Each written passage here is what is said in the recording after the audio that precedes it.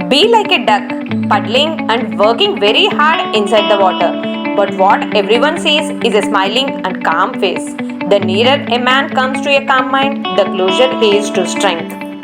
उर्मिला सर्वशक्तिमान क्षीर सागर का अवतार थी, जो शेष नाग को खड़े होने के लिए सहारा प्रदान करती थी। उर्मिला एक योद्धा राजकुमारी थी। उसे खुद को राजकुमारी कहलाने से नफरत थी। वह अपने पिता के लिए बेटा थी। 15 वर्ष की आयु में जब परशुराम ने मिथिला का दौरा किया तो उर्मिला की युद्ध कला से प्रभावित होकर उन्होंने उन्हें भगवान विष्णु की तलवार नंद की उपहार में दी। लेकिन उर्मिला ने यह कहकर इसे इनकार कर दिया कि वह सिर्फ अपने परिवार की संपत्ति और कुशलता चाहती है। उनकी निस्वार्थता से प्रभावित होकर परशुराम ने उन्हें वरदान दिया कि वह नंद की तलवार की तरह शक्तिशाली होंगी और उसे ऐसा पति मिलेगा जो उसका हमेशा समर्थन करेगा।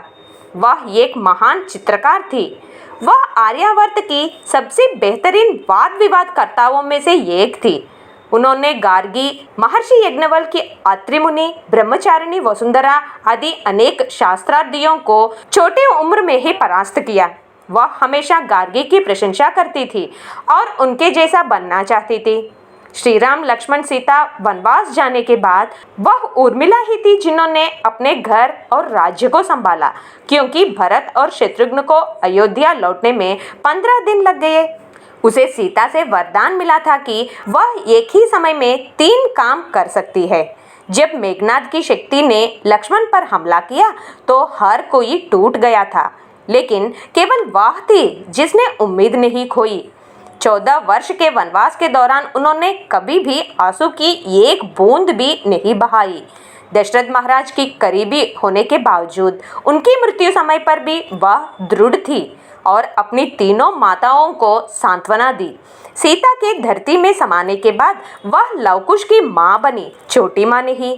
उन्होंने कभी भी लवकुश, अंगद, चंद्रकेतु और सुमेधा में अंतर नहीं किया। श्री राम और लक्ष्मण की तरह सीता और उर्मिला भी 2 शरीर एक जान थी। जब श्री राम ने गर्भवती सीता को वनवास भेजा तो सभी बहनें श्री राम के खिलाफ खड़ी हो गई, लेकिन वह अकेली थी जिन्होंने अपना दर्द भूलकर श्री राम का पक्ष लिया। उन्होंने श्री राम की स्थिति को समझा और छोटी बहन की भूमिका निभाने का फैसला लिया। लक्ष्मण के साथ श्री राम ने शरीर त्यागने के पश्चात भरत, शत्रुघ्न और उनके साथ मांडवी और श्रुतकीर्ति ने भी शरीर त्याग दिए।